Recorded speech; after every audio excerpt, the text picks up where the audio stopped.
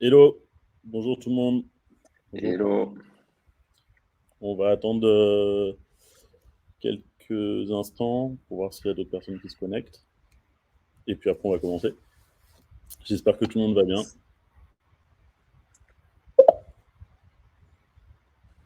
Hello William. Hello à tous. Super. Du coup, ouais, j'en profite pour faire une petite intro. Du coup, aujourd'hui, on va parler de segment. Il y a eu un autre webinaire réalisé avec Brice de Dezio il y a 2 semaines, il me semble, il y a 2 semaines. Et Quentin, du coup, va reprendre le sujet. Donc, il y en a certains qui ont déjà vu, là, dans les noms, j'ai vu qu'il y en avait certains qui avaient déjà assisté au précédent webinaire et d'autres pas.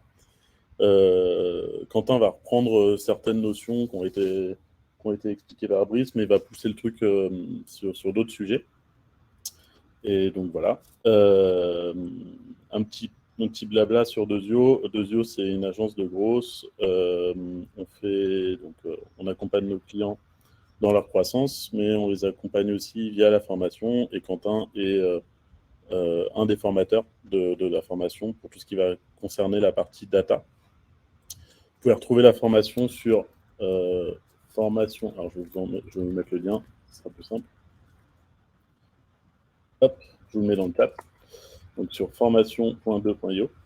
Il y a des cours sur de l'outreach, en fait, principalement sur du B2B, on va dire. C'est sur de la data, du SEO, de la pub, de landing page, de la outreach, du scrapping, de l'analytics. Voilà, en gros. Euh, j'ai terminé avec ma petite intro. Donc maintenant, je vais laisser la parole à Quentin. Pour les questions, ce qu'on fera, c'est que si il y a des questions qui peuvent être intégrées dans la présentation de Quentin, je le couperai. Et sinon, on attendra la fin. N'hésitez pas à utiliser les onglets que vous avez sur l'iStorm avec marqué questions. Comme ça, on les stocke et on y répond à la fin. Voilà. Et bonjour Robin. Quentin, c'est pour toi. Hello tout le monde. Ravi de pouvoir parler de Segment. Effectivement, comme le disait John, il y a déjà eu une première session de la part de Brice il y a 2 semaines. L'idée aujourd'hui, c'est d'aller un petit peu plus loin. Du coup, la première session, c'était sur la présentation de l'outil, à quoi ça servait, etc. Donc, je vais très rapidement revenir dessus au départ. Et puis après, l'idée, c'est de rentrer un peu plus sur comment on l'utilise, comment on le met en place et quelles sont les spécificités un petit peu de l'outil et pourquoi c'est vraiment génial de l'utiliser. Donc voilà, on va voir tout ça aujourd'hui. Je ne sais pas si j'attends encore 1 ou 2 minutes peut-être pour laisser d'autres personnes se connecter. On peut, ouais. On peut attendre Ok. encore 2 minutes, pas de problème. Yes. Et du coup, je peux peut-être juste commencer par me présenter en intro, comme ça sera fait. Pour ceux qui ne me connaissent pas, donc moi, je suis Head of Growth chez Libéo. Libéo, du coup, c'est un SaaS qui s'adresse aux PME et qui permet de mieux gérer les factures fournisseurs et notamment de les payer.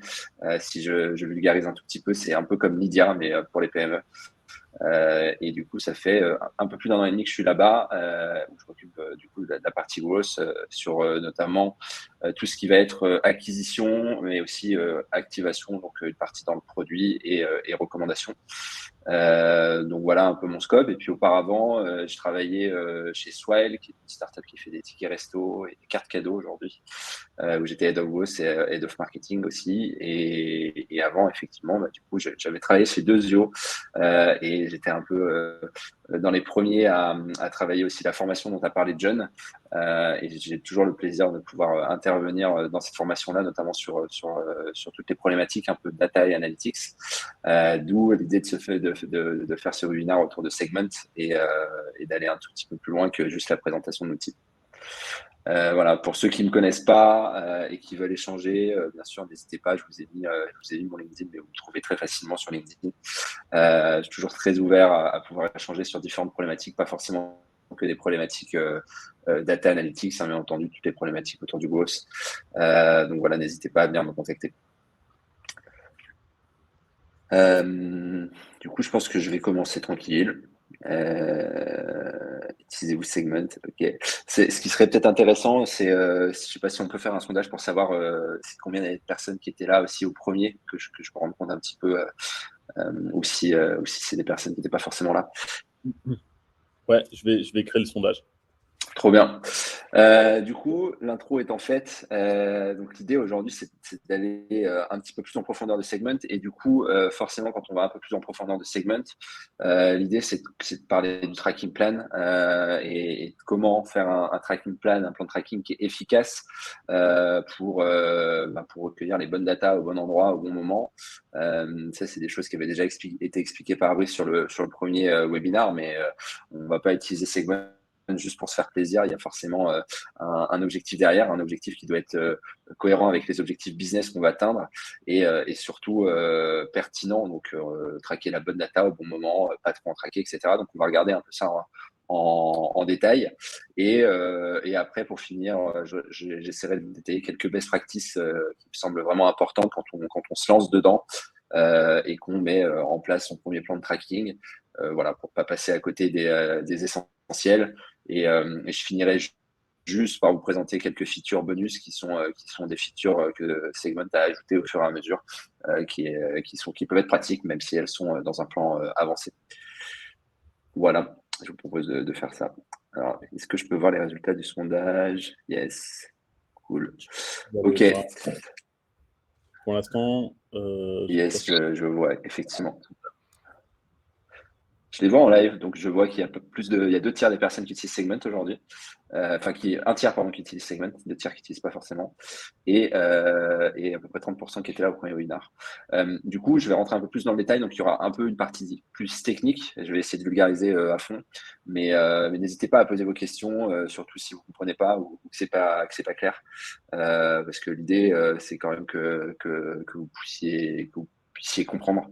Et pour répondre à la question de Robin dans le chat, je vais parler de Persona, mais très très rapidement à la fin. Donc, ce n'est pas du tout dédié à ce type de feature-là. Plutôt dédié sur le plan de tracking. Du coup, pour rappel, qu'est-ce que c'est Segment?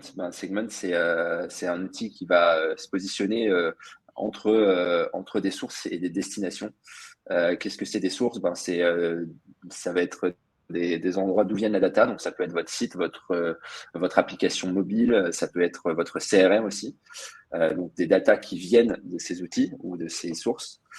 Et elles vont passer dans Segment pour arriver dans des destinations. Donc là, je vous ai montré très concrètement mes sources et mes destinations sur le site de Libéo. Donc moi, je vais avoir plusieurs sources. Je vais avoir des sources JavaScript ou Node. En gros, il y a différentes façons de traquer. On peut traquer soit en front, soit via le serveur. Donc, en gros, tout ce qui est JavaScript, ça va être des petits codes de tracking que je mets sur mon website et qui vont me permettre de traquer des événements, des pages vues, etc. sur mon site. Ce qui est marqué Node ici, c'est ce qui vient de mon serveur. Donc, tout ça, ça va me permettre de recueillir de la donnée, de l'envoyer à Segment. Et Segment, ensuite, va la processer pour pouvoir ensuite la redistribuer dans des destinations. Et donc, vous voyez, des destinations, je vais avoir plusieurs types d'outils, des outils d'analytics, des outils de pub, etc., etc. Donc, l'objectif d'un outil comme Segment, c'est vraiment de faire le passe-plat de la donnée et de l'envoyer très facilement en live dans différents outils avec le bon format de données. Et donc, tout l'intérêt, c'est d'envoyer la bonne donnée aux bons outils. Donc, c'est un petit peu ce qu'on va voir aujourd'hui. Donc, du coup, pourquoi utiliser un outil comme Segment? En gros, toujours un peu la même chose. On a des objectifs business, on a des objectifs à atteindre. Et pour les atteindre, il faut bien comprendre ce qui se passe sur nos assets, sur notre site, sur notre app, application mobile ou application desktop, sur votre produit. Et puis, il faut comprendre vos utilisateurs. Chaque utilisateur est différent et va avoir un parcours différencié. Et donc, l'objectif, c'est de comprendre s'il y a des patterns pour pouvoir prendre des actions derrière. Et c'est vraiment ce côté, comment j'arrive à apprendre une fois que j'ai mesuré et à mettre en place des actions activables pour prendre les bonnes décisions, pour itérer sur des actions de growth, pour déclencher des campagnes, etc. Donc, un outil comme Segment va vraiment nous faire gagner du temps puisqu'il va nous permettre de traquer les données de façon unifiée. On va faire un plan de tracking qui va être dédié pour Segment et on va permettre ensuite de renvoyer à plein d'outils qu'on va connecter directement dans Segment. Donc, on ne va pas avoir besoin de faire différents plans de tracking pour chaque outil. On va pouvoir justement apporter ce côté consistance dans la donnée, c'est-à-dire que cette donnée-là, elle va être envoyée partout en temps réel en même temps. Donc, si j'ai besoin de récupérer de la donnée dans mon Facebook et en même temps dans mon Google Analytics, en fait, grâce à Segment, ça va être possible. Et du coup, comme c'est la même, avec le même format, et je vais vraiment avoir quelque chose qui est unifié de A à Z. Et je vais pouvoir l'utiliser, encore une fois, en temps réel pour mon business dans mes outils. Par exemple, mon CRM, par exemple, mon intercom, si je veux faire des segments ou envoyer des emails. Et du coup, effectivement, comme il y a un catalogue qui est quand même extrêmement important dans Segment en termes de destination, il y en a plus de 200, je crois. Ça va me permettre de gagner du temps parce que je vais pas, si je veux connecter un outil pour un test, je peux le faire très vite une fois que j'ai intégré Segment, je peux le faire très vite depuis Segment. Si je veux le déconnecter, je peux le faire très vite aussi. Je ne vais pas avoir besoin de tout refaire à chaque fois. Donc ça, c'est vraiment un des intérêts de Segment qui est très important. Du coup, grosso modo, pourquoi c'est vraiment ça l'objectif. C'est pas d'utiliser un outil pour utiliser un outil et vraiment de regarder de la data pour regarder de la data. C'est plutôt de comprendre ce qui se passe, d'avoir de la connaissance, des insights très forts et puis surtout de comprendre quel est le parcours qui marche le mieux. Je vous ai mis ce petit schéma qui est d'ailleurs un des schémas que j'ai vu dans un des articles de Segment récemment, que je trouve vraiment intéressant. C'est comment on arrive à unifier la data pour en faire quelque chose d'activable et trouver le meilleur parcours, la meilleure action, la meilleure campagne, etc. Donc voilà pourquoi on va utiliser un outil Segment. Donc ça, c'est plutôt un petit rappel par rapport à ce qu'avait dit Brice la dernière fois. Et comment ça marche concrètement. Là, je vous ai mis un exemple très simple. On va avoir par exemple une page vue ou alors un clic sur un CTA via l'implémentation du code de tracking de Segment au départ. En fait, on va pouvoir capter de la donnée et on va pouvoir ensuite définir des événements.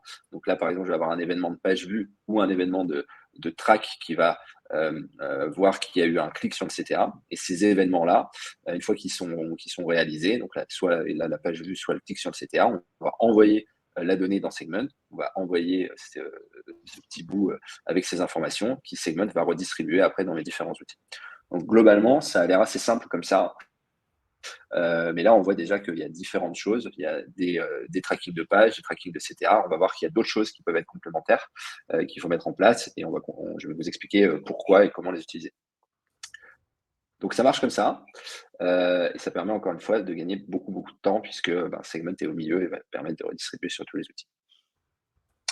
Du coup, je pense que le plus gros sujet quand on veut utiliser Segment, une fois qu'on a compris à quoi servait cet outil-là, c'est de définir le bon tracking plan. Donc, comment mettre en place les événements, quels sont les bons événements par rapport à mes objectifs, qu'est-ce que je veux faire. Et c'est vraiment ça la question qu'il faut se poser au départ. Vos objectifs business, pourquoi vous avez besoin de data, dans quels outils, d'où viennent ces data, donc de quelles sources, et comment on fait ensuite pour récupérer les bonnes données au bon endroit, au bon moment, pour qu'elles soient activables encore une fois. Donc avant de rentrer dans l'outil, je voulais juste vous expliquer un tout petit peu quels étaient les différents types d'événements. Il y en existe plusieurs dans Segment. Là, je vous ai mis les 4 principaux. Je crois qu'il y en a un 5e. Mais il faut vraiment comprendre la différence entre ces 4 types d'événements. Donc le premier, qui est sûrement le plus classique, c'est le track. Donc le track sert à quoi? Globalement, à traquer les actions qui sont réalisées par vos utilisateurs. En gros, à chaque fois qu'un utilisateur va faire une action sur votre page, on va utiliser l'événement de type track pour envoyer la donnée à Segment. Donc ça peut être un clic sur un bouton, ça peut être un remplissage de formulaire, n'importe quelle action, d'accord? Et ça, c'est une action, c'est un événement performé par un utilisateur. En complément, on va pouvoir utiliser un type d'événement qui s'appelle l'Identify. L'Identify, il porte bien son nom, il sert à identifier vos utilisateurs en leur donnant aussi des caractéristiques qui leur correspondent. Par exemple, jusqu'à maintenant, on avait vu qu'il y avait des gens qui avaient fait des pages, qui avaient vu des pages, qui avaient potentiellement cliqué sur des CTA. Et maintenant, en fait, quand il va remplir un formulaire, on va pouvoir lui associer en fait une identité, par exemple via son email, et dire c'est Quentin qui finalement en fait avait vu cette page et avait cliqué ce CTA. Donc, on va pouvoir vraiment associer l'identité de l'utilisateur avec les actions qu'ils ont réalisées. Donc, l'Identify, c'est vraiment le complément du track. Et en plus de ça, on va dire, Quentin, il travaille chez Libéo, il a pris, je sais pas, il est dans les top performers, etc. On peut lui donner plein de caractéristiques qui sont propres à l'utilisateur et non pas à l'action qu'il a réalisée. Je vous ai mis le groupe qui est vachement utilisé sur les SaaS, donc par exemple, on l'utilise pas mal, et qui va être une extension de l'Identify qui va permettre en fait de regrouper des utilisateurs identifiés dans des groupes, donc par exemple des organisations ou des logiques de workspace, etc. Nous, chez Libéo, on va utiliser le type d'événement groupe pour justement associer toutes les mêmes personnes d'une même compagnie, en fait, d'une même organisation. Donc, ça va nous permettre ensuite de pouvoir, quand on va utiliser la data, aussi trier par groupe. Et puis enfin, celui que j'ai mis en dernier, qui est peut-être le moins important à retenir et qui est le plus classique, c'est l'événement de type page, qui permet tout simplement de traquer les pages vues. Pourquoi c'est important de mettre des événements et on va voir comment on peut les définir et ce qu'il y a à l'intérieur d'un événement. C'est tout simplement que non seulement on va pouvoir envoyer de la data dans différents outils, mais que grâce aux événements et la façon dont ils vont être implémentés, ça va vous permettre de faire des filtres, de faire des regroupements, de consolider de la data, comme on l'a dit par exemple, consolider sous l'échelle d'une organisation et regarder tous les utilisateurs d'une organisation ou tous les utilisateurs d'une organisation qui ont cliqué le CTA, etc.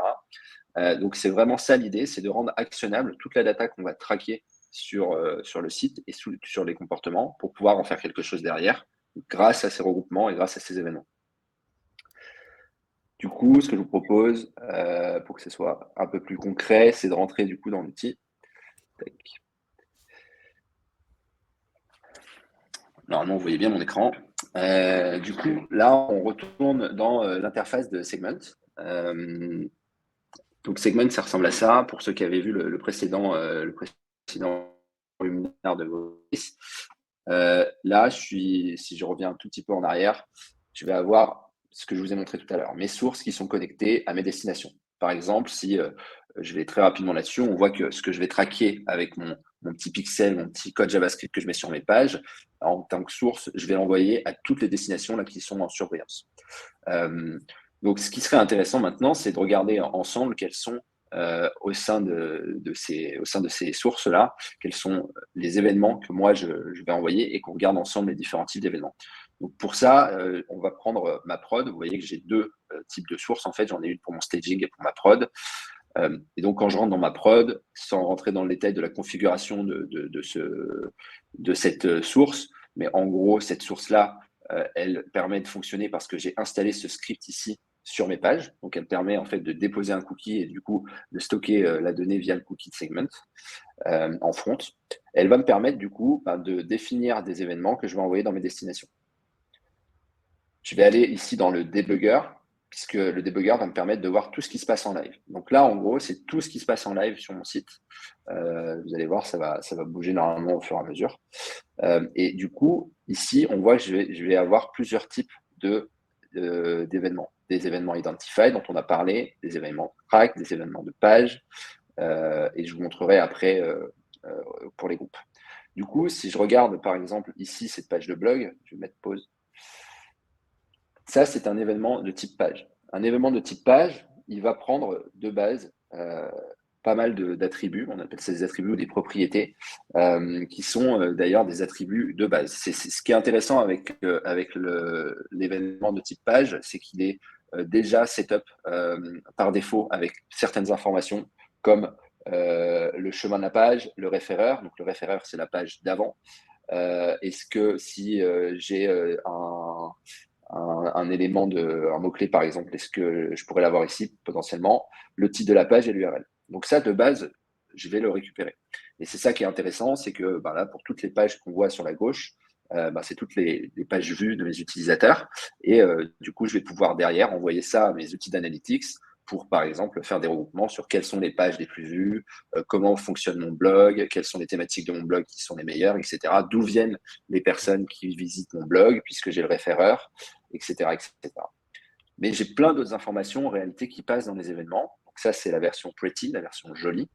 En réalité, Segment, c'est là aussi un des avantages de Segment, c'est qu'il va me passer plein d'autres infos qui peuvent être intéressantes. Par exemple, ici, il va me dire que la locale de ma page, c'est le français. Si par exemple, j'ai un site qui est en plusieurs langues, il va me redonner donc les éléments dont on a parlé.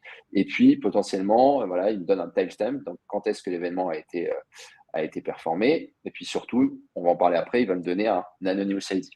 Donc là, on ne sait pas qui c'est, mais il a déjà en fait positionner un ID sur le visiteur qui a visité cette page et on verra qu'on peut l'utiliser après cet Anonymous ID.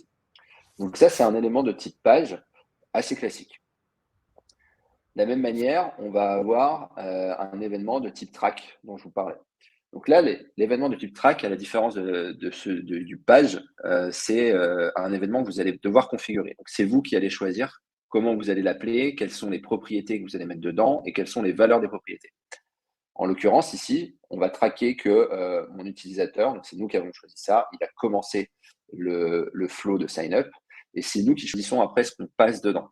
Donc là, on voit qu'il y a des valeurs qui sont vides parce qu'on n'a pas l'information, mais on voit qu'il vient de ma web app, on a un email, on sait que le provider c'est Libéo, etc. Si j'essaie d'en trouver un autre comme celui-ci, qui sera peut-être un peu plus parlant, à peine en vrai, ça c'est un CTA qui a été cliqué. Donc là, je passe l'information que mon CTA a été cliqué. Et j'ai plein d'informations, c'est moi qui ai choisi de passer ces informations-là pour pouvoir ensuite les utiliser dans mes outils d'analytics.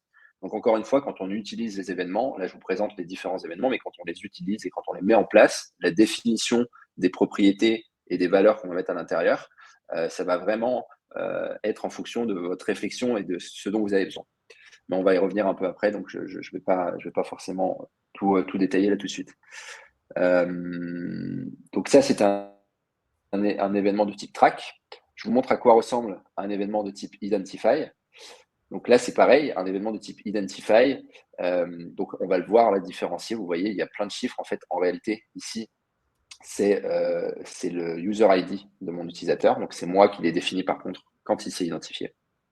Et je vais avoir plein d'informations sur mon utilisateur, comme par exemple, je sais que lui, il est sur le pricing plan free, qui s'est sign up à telle date, donc le user ID dont je vous ai parlé.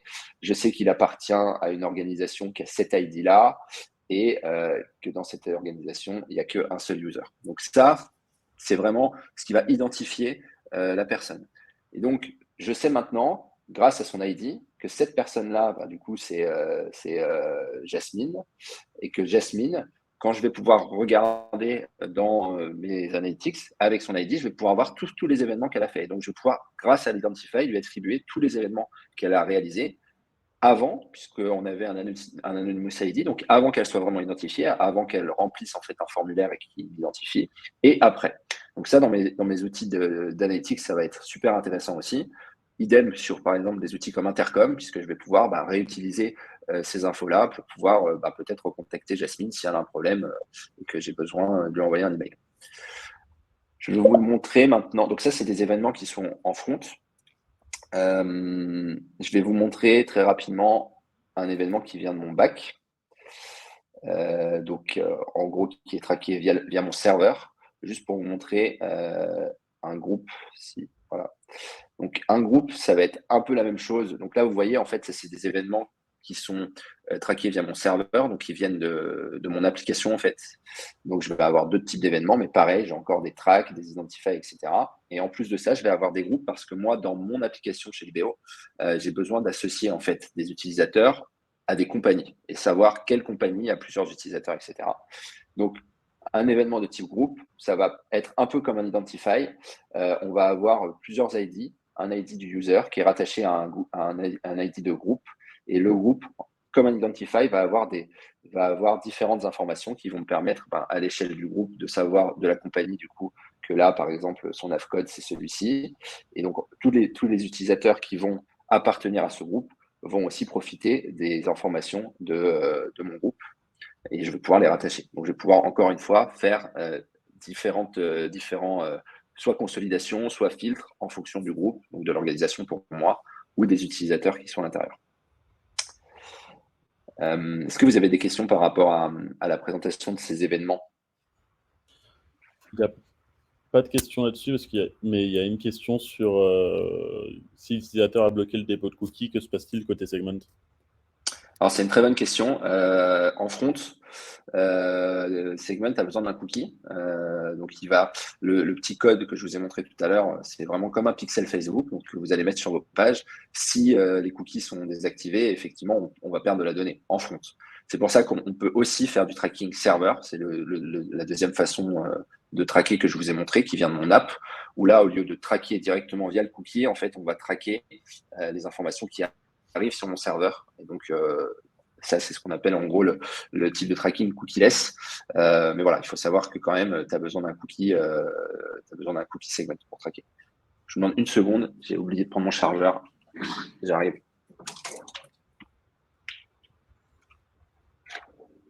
En gros, oui, en front, c'est bloqué si segment se fait. Enfin, si l'utilisateur n'accepte pas les cookies, segment sera bloqué. En back, c'est différent. Et tu peux passer des informations depuis le serveur, donc tu peux récupérer des informations si tu as installé segment depuis le serveur. C'est exactement ça, yes. Et il y a une autre question, du coup, je te coupe avant que tu passes à la suite. Comment tu définis au préalable tes événements track? Exactement, c'est une très bonne question, c'est la suite. Donc on va regarder ensemble. Donc là, bon, je vous ai remis, j'ai montré dans l'outil, donc c'était cool. Juste avant de regarder comment on les définit, je voulais juste revenir sur très rapidement, mais je voulais expliquer en live comment c'était construit. En gros, tu vas avoir le type d'événement ici, donc track, page, groupe identify, etc. Souvent, tu as le nom de l'event que tu peux toi-même choisir. Et ensuite, ce qui est à gauche, là, c'est ce qu'on appelle les propriétés. Donc, dans certains cas, mais même dans le cas de la page où il y a déjà des propriétés qui sont définies, tu peux en rajouter si tu veux. Et ici, tu as les valeurs. Et les valeurs, ici, elles peuvent être soit en dur, c'est-à-dire qu'à chaque événement, tu dis, je sais pas, c'est le CTA de la section 2, et tu marques section 2. Soit tu peux le mettre de façon dynamique, et ça, du coup, c'est quand tu vas implémenter ton événement que tu vas pouvoir dire, en fait, c'est la section 2, donc c'était dans l'ID de la section, donc je passe l'ID de la section ici. Donc ça, c'est une façon aussi de traquer les événements. Du coup, ça, je vous en ai parlé, donc c'est tout ce qui est déjà dans l'événement, en plus de ce qu'on va définir. Par exemple, ici, ce que je vous ai pas dit aussi, on a l'IP. Parfois, on peut. Ah oui, si ça c'est peut-être intéressant que je vous montre. Je reviens du coup sur ici. Tout à l'heure, je vous ai montré qu'il y avait des pages et que la page, au-delà d'avoir plein de choses, enfin des informations, on en avait plein d'autres. Mais c'est valable pour tous les événements. C'est-à-dire qu'ici, par exemple, sur mon user sign-in, donc c'est un événement de type track, je vais définir moi des propriétés. C'est moi qui ai défini ces propriétés-là et je veux les passer. En réalité, il y a plein d'autres choses qui passent aussi, comme le type. Alors, je vais me remettre en front, parce qu'il y aura plus d'éléments. Hop. Ici. Donc ici, ça c'est ce que j'ai défini.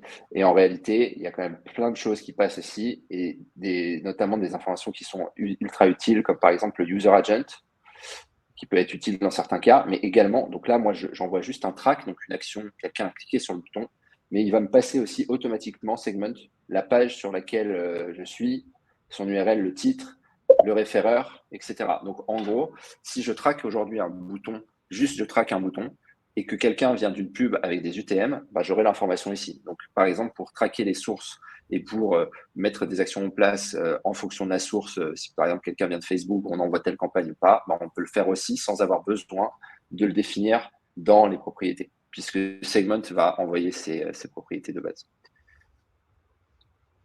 Il y a une question de la part de Benjamin. Quels sont les avantages de traquer des pages via Segment versus Google Analytics?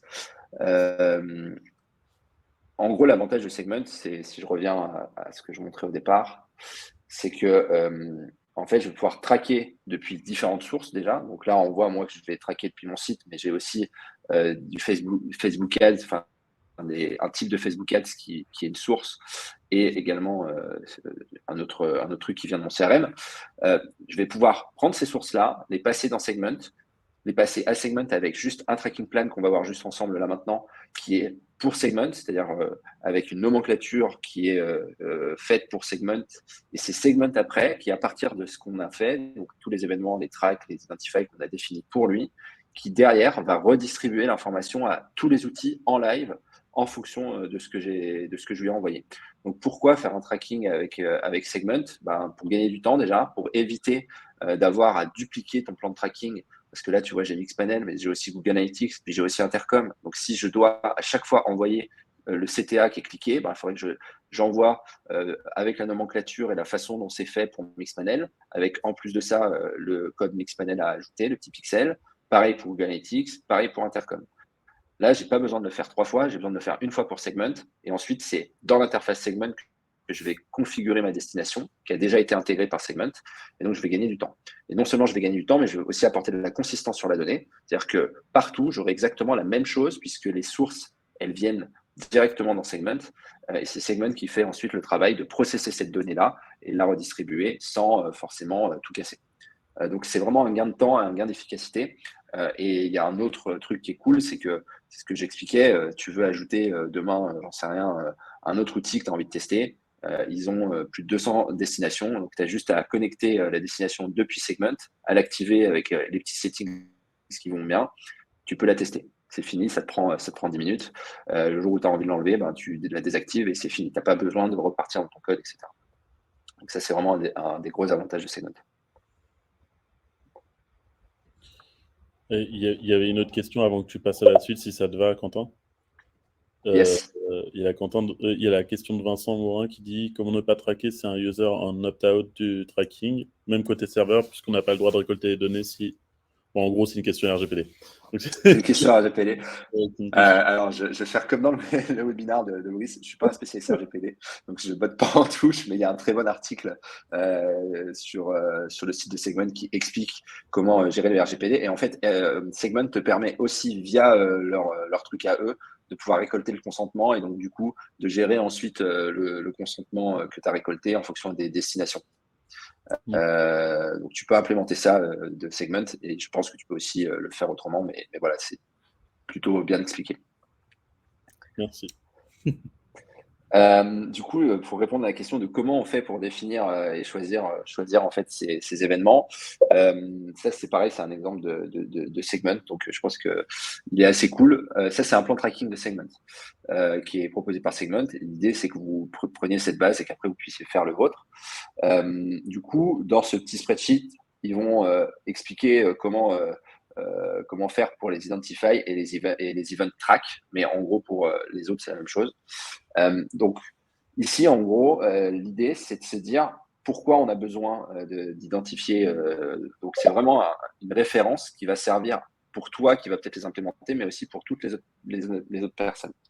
Donc tu vas pouvoir définir ici typiquement les attributs, les caractéristiques que tu veux faire passer à chaque utilisateur, leur description, éventuellement des notes si besoin. Et donc, tu vas faire ça à chaque fois tu vas le faire pour ton Identify. Donc, c'est vraiment toute ta référence. Et ici, tu vas définir toutes tes caractéristiques. Donc, ça, c'est une première façon de lister tes attributs. Et comment tu vas choisir les attributs que tu vas lister, ça, c'est vraiment en fonction de tes questions de business. Donc, tu vas te dire, moi, dans mon business, ma question, c'est je veux savoir, par exemple, tous les gens qui ont un plan premium ou un plan free. Et tous les gens qui ont un plan premium, je veux savoir si c'est le premium 1, 2, 3. Et ça, je veux le savoir à l'échelle des utilisateurs. Donc, ça sera ici une de tes caractéristiques, les traits en anglais, que tu vas définir. Le type de plan et après, je ne sais pas, la qualification du plan. Donc, free premium. Et puis après, si tu es premium 1, 2, 3. Tu vas pouvoir vraiment définir tout ce que tu veux ici. Et ça va te permettre de référence quand tu vas l'implémenter. Ça, c'est pour l'Identify. Si je montre très rapidement comment ça se passe, parce que c'est un peu plus intéressant sur les tracks, c'est la même chose. Ici, tu vas te dire, j'ai besoin, je suis dans un SaaS, moi, je veux mesurer le nombre de personnes qui créent des comptes. Donc, je veux avoir un événement qui va mesurer ceux qui ont cliqué sur la création de compte ou qui ont rempli le formulaire pour créer le compte. Donc, tu lui donnes ce nom-là, tu expliques pourquoi. Tu vas avoir des propriétés et ces propriétés, elles vont avoir des valeurs. Par exemple, ici, le compte créé, sa propriété, c'est le type de compte. C'est toi qui choisis que tu as besoin de savoir quel type de comptes sont créés. Et là, le type, c'est soit invite ou organique. Là, pour le coup, dans l'usage de segment, c'est un compte qui a été invité ou qui est organique. Et ici, ça permet de dire où est-ce que se situe l'événement. Donc ça, c'est un plan de tracking. Il sert à toi, mais il va servir à toutes les équipes qui vont potentiellement pouvoir implémenter des événements. Et c'est une Bible, c'est-à-dire que c'est vraiment la référence pour tous les gens qui vont travailler sur l'implémentation d'événements segments. Et ils vont pouvoir voir tout ce qui a déjà été créé, comment ça a été créé, donc toujours garder en tête cette consistance de la donnée. Et puis également, tu vas pouvoir faire le suivi. Donc moi, ce que je conseille, c'est vraiment d'utiliser aussi, quand on implémente des nouveaux événements, ces petits trucs-là qui permettent de dire, OK, le truc est prêt, il a été vérifié avec tous les stakeholders, là, je l'ai mis sur mon site et ensuite, je l'ai testé. Donc, à quoi ça ressemble? Ça va ressembler à ce petit snippet-là, donc ce que je vous ai montré tout à l'heure. Je vais grossir un petit peu. Hop. Donc après, c'est un événement classique, comme tu pourrais l'envoyer ailleurs sur d'autres outils, mais sauf que là, c'est fait pour Segment. Donc en gros, ici, on voit que analytics.track, le analytics point quelque chose, ça c'est ce qui va permettre en fait, grâce aux cookies par exemple en front Segment, d'envoyer les informations à Segment. Donc là, l'action track qu'on a appelé sign up avec le type qui est soit invite.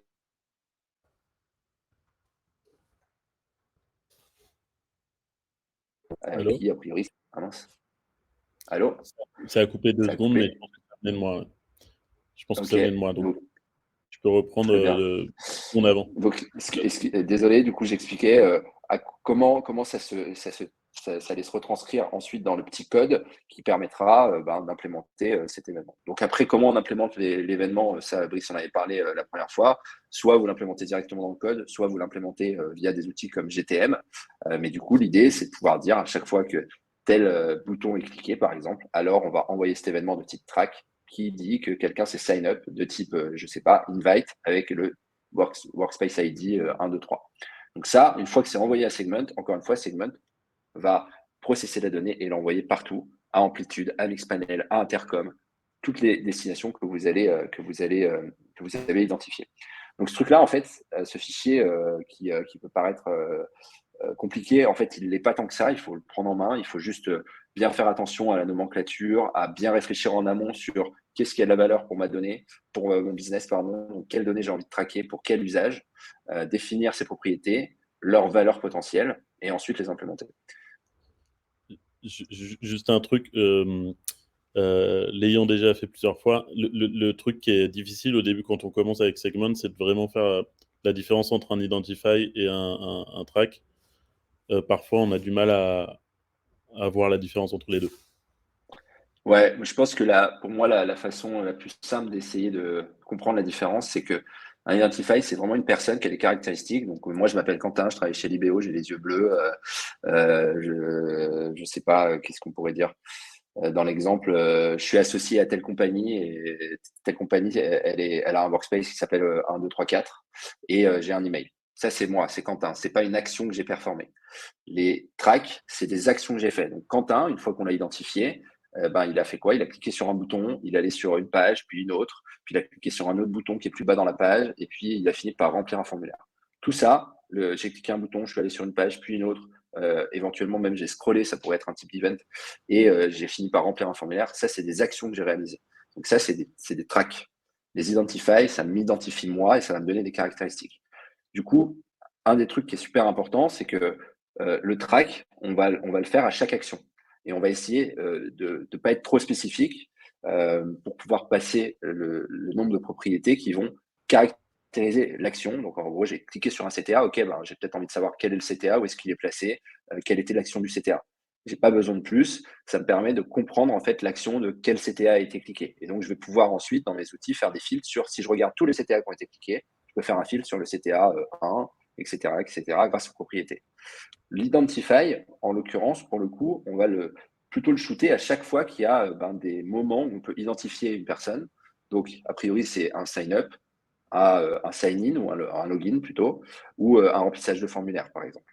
Donc ça va vraiment permettre d'identifier la personne. Et au moment où on va identifier la personne, on va lui passer éventuellement d'autres caractéristiques si ça nous a permis de comprendre un peu mieux qui il était, si on peut garder cette image-là. Mais sinon, il n'y a pas de raison de shooter des identifiers pour les actions. Puisque une fois qu'on a identifié une personne, On n'a pas besoin de le réidentifier à chaque fois qu'il clique sur un bouton. C'est déjà identifié dans l'outil, dans Segment. Et c'est ça la force de Segment aussi, c'est que c'est ce que j'ai prévu de vous montrer après. Mais si je reviens sur une petite slide, c'est un peu plus tard, je reviens après. Mais en gros, c'est Est-ce que tu ça. pourrais partager après, désolé, je te coupe une dernière fois, après je t'embête plus. Est-ce que tu pourrais Yes. partager le lien du plan de tracking? Yes, je vais le partager dans le chat. Mais juste pour finir l'explication sur comment on va identifier une personne et comment on va savoir que cette personne-là, elle va avoir fait telle et telle action. Il y a deux façons en fait de l'identifier. Donc il y a deux choses dans Segment. Il y a ce qu'on appelle l'Anonymous ID et le User ID. L'Anonymous ID, c'est un petit ID qui va être posé par Segment à chaque fois qu'il va avoir un événement. D'accord? Donc si je retourne dans Segment ici, que je me mets en front dans mon debugger, je vais essayer de prendre une page, genre une page de blog. Là, si je m'épose. Là, je sais que quelqu'un a visité ma page de blog qui s'appelle Déclaration TVA intracommunautaire. Ici, du coup, dans toutes les informations là, qui ne sont pas dans le pré-team et que me passe Segment, il est associé à un Anonymous ID. Donc là, en gros, il ne sait pas qui c'est. Il lui a juste dit, je ne sais pas qui c'est, mais lui, c'est tel cookie. Et tel cookie, j'attribue cet Anonymous ID-là. C'est-à-dire que si cette personne-là revient et visite d'autres pages, et que le cookie est toujours valable, il va pouvoir dire cette personne-là a visité d'autres pages et l'attribuer à l'Anonymous ID. Le jour où cette personne va rentrer un formulaire, donc qui va permettre de l'identifier, ou se sign up dans le produit, moi, je vais shooter un Identify en plus. D'accord? Et cet Identify, quand je vais le shooter, alors j'ai mis pause, je ne sais pas si j'en ai un, mais c'est moi qui vais définir par rapport à mon produit, par exemple, il y en a un là, parfait, que cet Anonymous ID qui était déjà que Segment avait déjà mis sur l'utilisateur, moi, je définis que je passe un User ID. Alors, un User ID, ça peut être votre ID de la base de données, etc., si c'est un truc de votre produit, mais ça pourrait être un email aussi. Donc, je définis un User ID, et cet User ID, ce que va faire Segment, c'est qu'il va, lui, il va faire le matching, il va l'associer à l'Anonymous ID. Et donc, du coup, il va pouvoir récupérer tout le parcours de cet Anonymous ID, qui est maintenant identifié et qu'on a identifié et qu'on sait que c'est Paul. Et donc, on va pouvoir récupérer en fait tout le parcours qu'a fait Paul, tous les événements qu'a fait Paul dans le passé qui étaient associés à son Anonymous ID.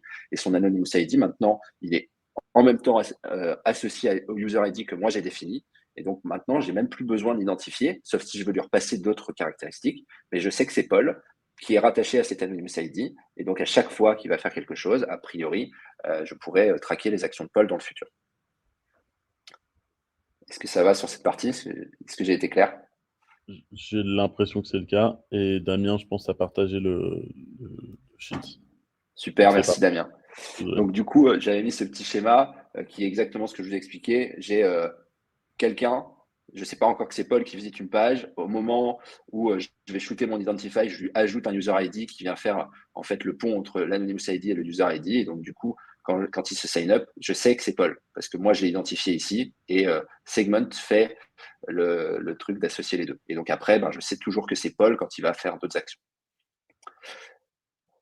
Je reviens un petit peu en arrière, du coup, donc une fois que je vous ai expliqué un peu les tracks, etc., les différents types d'événements, je pense qu'il y a des bonnes pratiques qui sont vraiment importantes. On l'a vu un petit peu dans le spreadsheet et je voulais vraiment insister là-dessus. Pour que ça soit performant, il faut que vous mettiez en place une nomenclature interne qui est la même pour tout le monde. Vraiment, c'est super important. Pourquoi? Pour éviter exactement ça.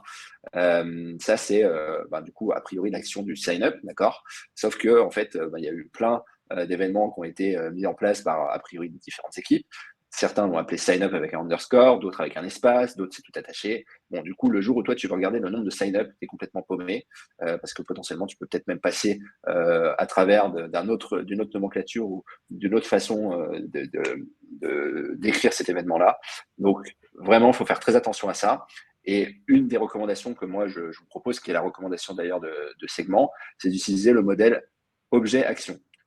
L'objet, ça paraît être par exemple l'account. Si je reprends l'exemple d'un SaaS, donc dans un SaaS, il peut y avoir un account, il peut y avoir plein de choses. Mais du coup, si je veux savoir est-ce qu'il y a eu un compte créé, donc l'objet, ça va être l'account. Et du coup, l'action, c'est qu'est-ce qui a été fait. Account created. Si je veux traquer des CTA, je vais avoir CTA clicked. L'objet, c'est CTA, l'action, il a été cliqué. Du coup, si vous mettez ce genre de truc en place, déjà, c'est facile pour tout le monde. Tout le monde a la même façon de définir un événement. Et ensuite, moi, ce que je vous conseille, c'est d'essayer d'être méthodique aussi dans la définition du coup, de ces actions et de ces objets.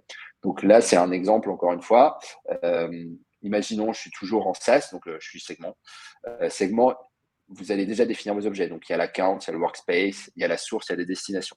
C'est par rapport à votre business. Une fois que vous avez défini vos objets, réfléchissez à qu'est-ce qui peut se passer sur chacune des objets, quelles peuvent être les actions. L'account, on peut le créer ou l'updated. La source, elle peut être créée ou sauvegardée, etc., etc. Une fois que vous avez ça, vous avez votre socle pour pouvoir justement définir les bons événements track. Donc, ça répond un peu aussi à la question qui avait été posée tout à l'heure. Et vous avez après la dernière étape qui est de définir quelles sont les propriétés. Donc, la propriété d'un account, moi, ce que je veux savoir quand il y a un account created, qu'est-ce qui va me permettre de rendre actionnable, quelles sont les datas qui vont me permettre de faire soit des fils, soit de la consolidation, soit de dire je fais une action sur tel type d'account ou quoi, ça va être par exemple le plan ou l'ID, etc. Donc ça, après, vous définissez vos propriétés sur chacun des objets avec une action qui est liée. Donc, par exemple, account created, on va passer lors de l'account created l'ID de l'account et le plan. Et puis plus tard, quand ça sera peut-être account updated, on voudra passer à nouveau le plan parce qu'on risque d'updater le plan et peut-être une autre information qui sera cohérente au moment d'updater le compte. Donc, si vous mettez en place cette nomenclature-là, vous vous retrouvez avec effectivement l'exemple du spreadsheet que je montrais tout à l'heure, où vous avez vos événements qui sont bien documentés avec la bonne nomenclature qui est la même pour tout le monde. Et donc, du coup, ça vous permet vraiment d'être clair, compréhensible de tous et de toutes les équipes. C'était le point 3 sur cette slide-là. Ça veut dire que demain, il y a une nouvelle personne qui arrive dans votre équipe qui doit, elle aussi, utiliser Segment et ajouter un événement. A priori, elle va pouvoir le faire de la même manière que vous. Ça va permettre de garder cette consistance et du coup, d'anticiper la création de nouveaux événements. Donc ça, c'est la première bonne pratique qui semble vraiment importante. Est-ce que vous avez des questions jusque-là? Non, mais c'est très bien ça. C'est de rappeler cette étape. Deuxième, ouais, je sais pas s'il y a des questions du coup. Il y en a une qui vient de tomber. Est-ce qu'on peut remonter les actions user journey des différentes sources après une action? Exemple, à télécharger un livre blanc, à participer à un webinaire avant de sign up. Bon.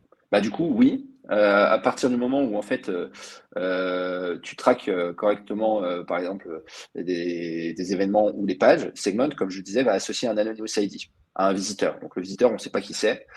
Si ce visiteur, il vient par exemple à télécharger ton livre blanc, a priori, tu as un formulaire, donc tu vas pouvoir l'identifier, par exemple via son email. Donc à partir de ce moment-là, tu vas lui donner un ID qui est identifié, donc par exemple quentin@libeo.io.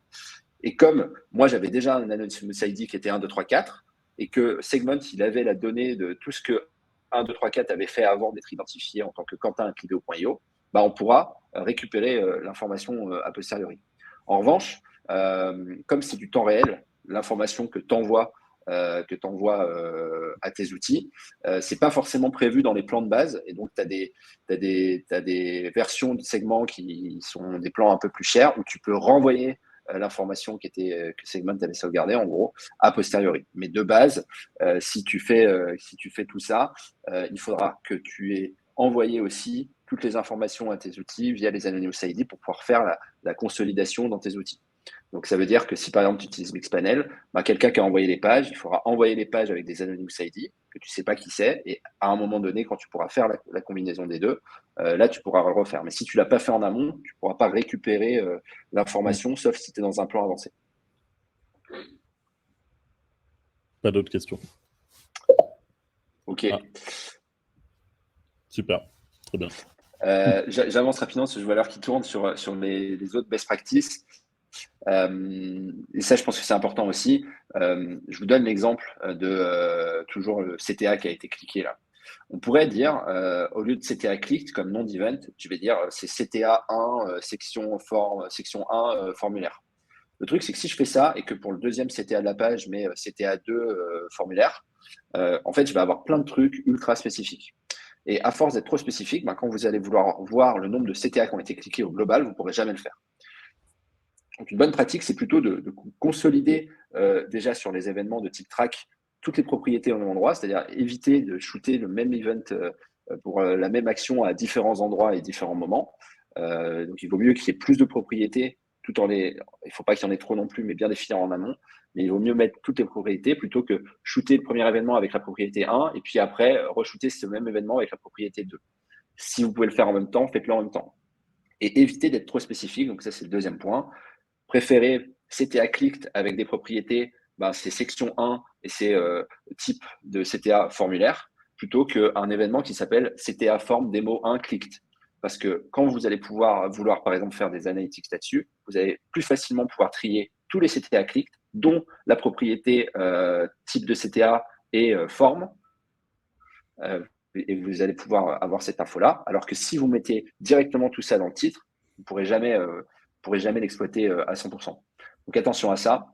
Et attention aussi à ce qu'on appelle les propriétés imbriquées. Par exemple, une propriété imbriquée, c'est un type de plan, d'accord, gratuit, payant. Et ensuite, si là-dedans, je pourrais imbriquer le fait que c'est un plan avec tel prix, etc., si c'est un plan payant. En faisant ça, c'est un peu risqué parce que certaines destinations, donc en fait les outils à qui vous envoyez la data, ne vont pas forcément interpréter les propriétés imbriquées de la même manière. Donc il vaut mieux pour le coup éviter ça. Voilà, ça vous permettra d'avoir un tracking beaucoup plus efficace et encore une fois d'avoir quelque chose de consistant entre vos différents outils. Super. Merci. Et le troisième, je vous en ai déjà parlé, mais c'était effectivement la différence entre l'Anonymous ID et le User ID. Je voulais juste terminer rapidement sur Segment. Alors, Segment, c'est un outil où on peut faire plein de choses et il y a plein de features additionnelles. Je voulais vous en présenter deux pour que vous sachiez quand même qu'elles existent. Il y en a une qui s'appelle Protocols. Protocols, qu'est-ce que c'est? Alors, ces features-là, clairement, c'est des features avancées, donc qui coûtent assez cher quand même et qui ne sont pas valables dans les plans de base, mais qui peuvent être très utiles. Protocol, cette feature, elle permet depuis Segment de créer son plan de tracking. Donc, au lieu de le faire dans son Excel, de tout consolider dans l'outil, de créer ses propriétés, etc. dans l'outil et surtout ensuite de pouvoir auditer les propriétés, donc vérifier par exemple que le naming est cohérent, que vous n'avez pas oublié des attributs, etc., qu'il n'y a pas des problèmes. Et vérifier aussi qu'on les retrouve ensuite, une fois qu'ils sont implémentés, en live. C'est-à-dire qu'il y a peut-être des événements qu'une fois que vous avez défini, vous avez oublié ou pas bien implémenté. Grâce à Protocols, vous allez pouvoir centraliser tout ça à l'intérieur de segments. Donc ça, c'est plutôt pratique quand vous commencez à avoir beaucoup de gens qui interviennent sur le plan de tracking pour centraliser tout ça.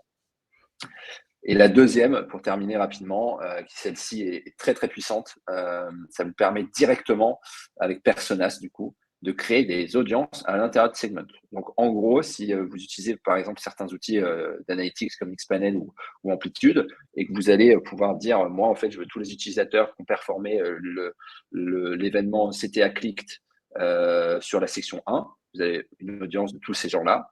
Ça, vous le faites dans votre outil d'analytics, donc directement dans la destination. Imaginez maintenant que vous pouvez faire ça depuis Segment en amont et dire en fait cette audience-là, des gens qui ont performé, enfin qui ont cliqué sur le bouton 1, enfin sur le bouton de la première section, j'en crée une audience en amont et cette audience-là, au lieu de l'envoyer à tout le monde, je l'envoie en direct, par exemple à mon Facebook pour faire une ad spécifique sur ces gens-là. Donc ça, c'est quand même vachement utile aussi de pouvoir créer des audiences en amont et ensuite les envoyer real-time, déjà consolider cette audience-là à vos outils, à vos destinations. Ça s'appelle Personas, mais pour le coup, c'est quand même assez cher, mais très pratique quand même. Ah, c'est génial. Donc voilà, c'était un peu. Je crois que je suis arrivé à la fin de ce webinaire sur Segment. Donc si vous avez des questions, je suis dispo. Merci Quentin, c'était top. Et Personas, là, c'est vraiment génial comme truc. On va attendre de voir s'il y a des questions.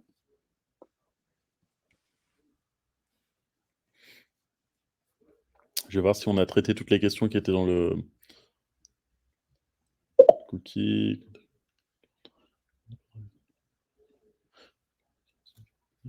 Oui, ok. Non, je crois qu'il n'y a pas d'autres questions, Quentin, pour l'instant. Ok, ben, trop cool. Juste pour conclure, ben, du coup, comme vous le savez, ben, Dosio, c'est aussi une formation qui s'appelle la grosse formation. Pour le coup, moi, j'ai eu l'opportunité de faire une formation sur Google Analytics. Donc voilà, si ça vous intéresse, je vous ai mis le lien du cours aussi. Et il y a plein d'autres cours, des cours sur de la data, sur de l'outreach, sur les pubs, etc. Donc c'est vraiment top si vous avez des besoins spécifiques.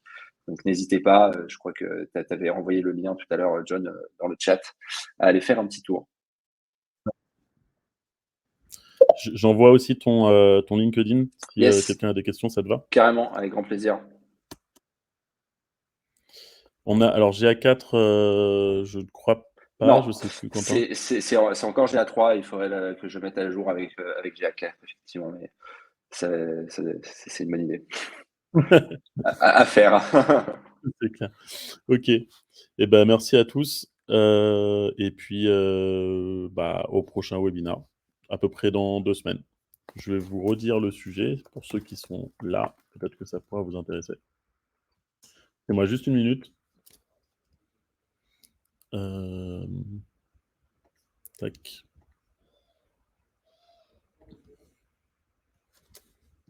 Désolé pour le délai. Oui, alors du coup, dans 2 semaines, ça sera Guillaume qui fera un webinar sur des tools pour de l'outreach, donc pour faire du cold email, de la prospection, etc. Donc si vous voulez vous inscrire, je vous partagerai le lien par email, comme ça vous pourrez vous inscrire. Voilà, c'est tout. C'est bon pour toi, Quentin? Super, super. Bah, merci à tous Eh ben et à alors, bientôt. à bientôt. Bye. Salut, bonne journée.